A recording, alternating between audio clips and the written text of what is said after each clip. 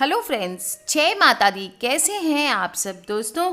बात करने वाले हम क्यों अमावस्या के दिन अंगूठे से हमारे पितरों को पानी देंगे तो हमारे सारे दोष दूर हो जाएंगे।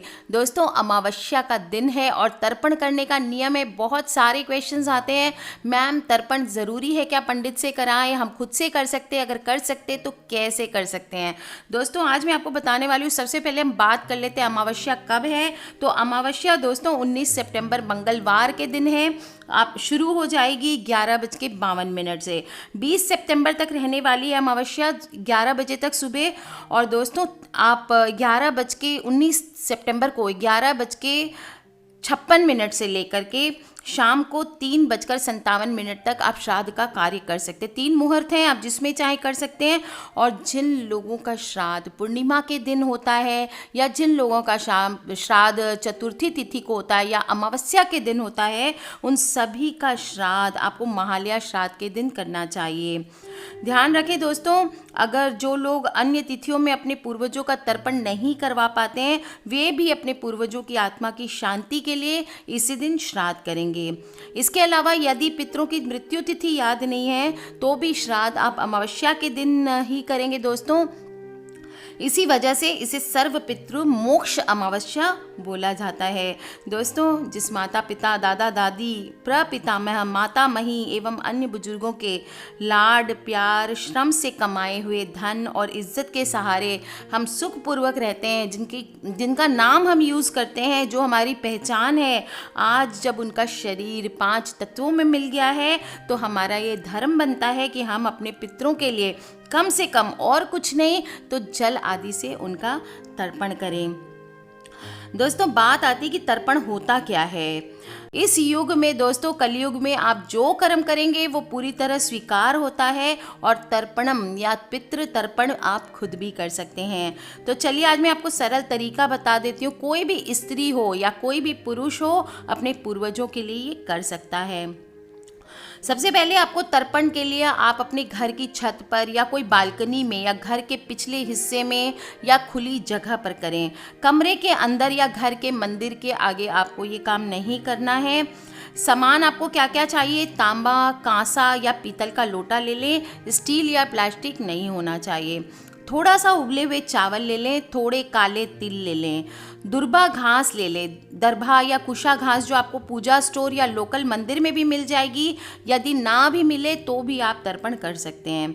मिट्टी का दिया बाती ले लें, मिट्टी का एक दिया ले लें, बाती ले लें और तिल का तेल ले लें। धूप ले लें। अगरबत्ती यूज़ ना करें अगर बांस वाली है तो, अगर बांस वाली नहीं है तो आप अगरबत्ती यूज़ कर सकते हैं। एक बड़ी थाली ले लें या एक परात ले लें। केले का पत्ता थोड़ा बड़ा टुकड़ा यदि मिल जाए और अगर नहीं मिले तो थाली या परात ही यूज़ करें। अपने बैठने के लिए कोई चटाई, मैट, कोई कारपेट या कुछ भी धुली हुई चादर ले लें और उस पर आलती पालती मार के या क्रॉस लेग जिसको हम कहते हैं वैसे बैठ जाएं। अगर आप नहीं बैठ पाते आलती पालती, आजकल जो बहुत मेजर प्रॉब्लम है यंगस्टर्स के साथ, क्रॉस लेग होकर के नहीं बैठ सकते हैं तो किसी छोटी स्टूल पर बैठें और उसी तरह से क्रॉस लेग होकर के बैठें।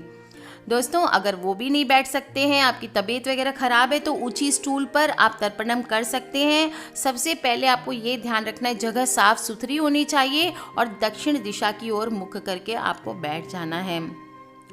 अब सबसे पहले लोटे में गंगा जल डालें, फिर उसको शुद्ध जल से भर दें। गंगा जल नहीं मिले तो सिर्फ शुद्ध जल आप ले सकते हैं और धूप दीप जला लें। दोस्तों, अब लोटे पर सीधा हाथ पहले, फिर उसके ऊपर उल्टा हाथ रखकर पितरों का आवाहन करना है। हो सके तो ये मंत्र बोलिए, ओम आगच्छन्तु मे पितरः इमं गृहन्तु जलांजलिम। ये बोलना है। अगर आप नहीं बोल सके तो सिंपली हिंदी में या अपनी भाषा में बोलें कि मैं आपको हे पितृ देवता, मैं आपको अपने घर में इनवाइट करता हूँ। मेरे घर में आ करके मेरी ये जो जल अंजलि है इसको आप प्लीज़ स्वीकार करें। दोस्तों, आप मंत्र बोलने की कोई ज़रूरत नहीं है। अगर आप नहीं बोल सकते, अपने पितरों को अपने दिल से बुलाएं। मेरे पूर्वज और मेरे पितृगण आप आकर के कृपा प्रधारें और मेरे अनुष्ठान को स्वीकार किए करें। पितरों का आह्वान जल में किया जाता है। लोटे को दिए और अगरबत्ती धूप से 3 बार आरती दे करके दिए को राइट साइड में अपने सामने रख लें। अब दूब है अगर आपके पास, तो केले के पत्ते पर जो कि थाली में रखनी है, या थाली और परात पर डायरेक्ट आप तीनों दुर्बा या जो भी आपने लिए घास वो रख दें। और सीधी रखनी है आपको, वर्टिकल खड़ी करके, नॉट हॉरिजॉन्टल। फ्लैट करके आपको नहीं रखनी है। दुर्बा नहीं है तो कोई बात नहीं।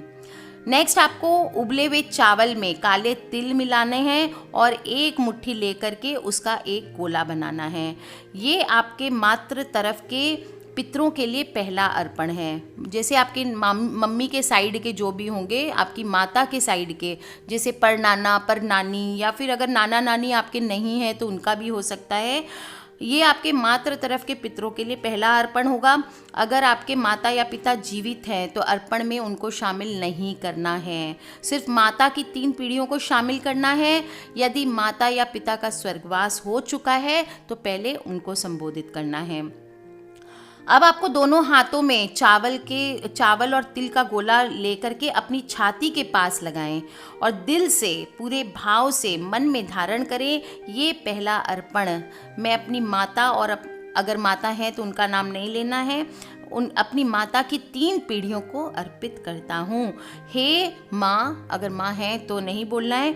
हे माँ की 3 पीढ़ी के आदरणीय पूर्वजगण, अपने वंशज के इस अर्पण को स्वीकार करके प्लीज़ मुझे आप कृतार्थ करें। इस भाव से तिल चावल के गोले को पहली दुर्बा पर रख देना है। अब आपको उल्टे हाथ में लोटा पकड़ना है।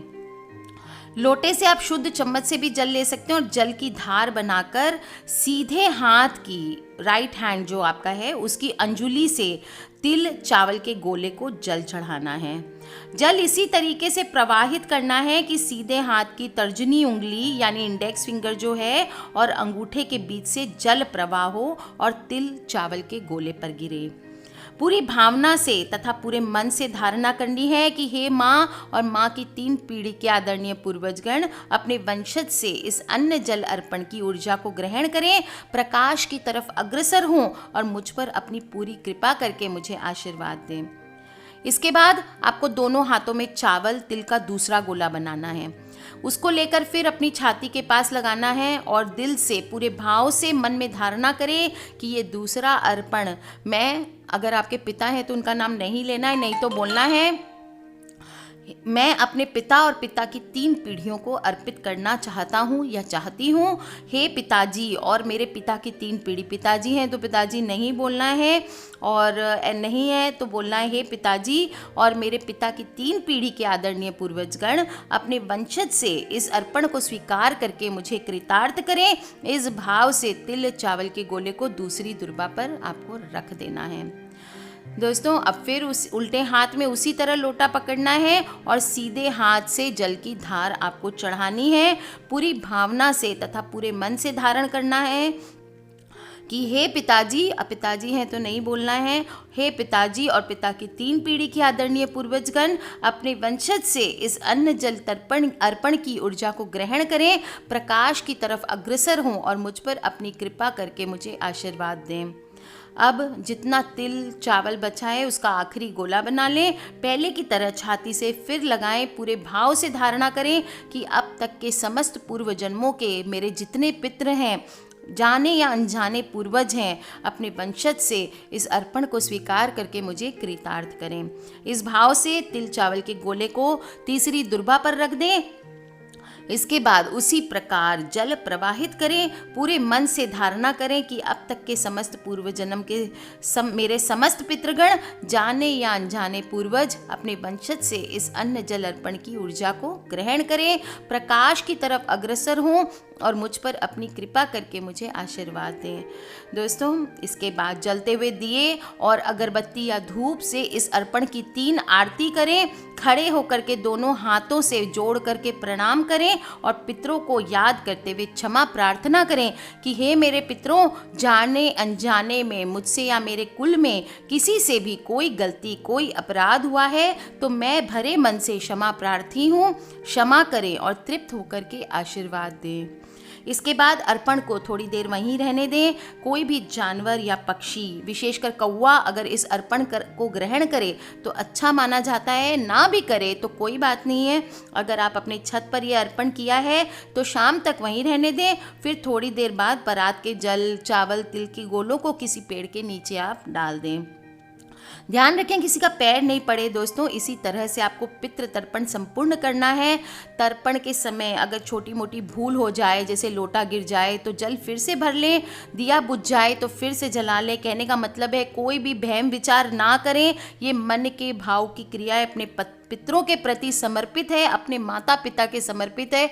जब हम छोटे होते थे हमारे माता पिता हमारी छोटी छोटी भूल को माफ़ करते थे, इसलिए पितृ दोष नहीं देते हैं। अगर आप उनके पूजन में कोई त्रुटि हो जाए तो उसे तुरंत ठीक कर ले। मन में वहम विचार बिना रखे अपने भाव पर ध्यान रख करके कर्म करें। दोस्तों, इस पितृ तर्पण को आने वाली कृष्ण अमावस्या के दिन अपने हाथों से करें आप ये काम और अपने तृप्त पितरों का आशीर्वाद के प्रार्थी बने।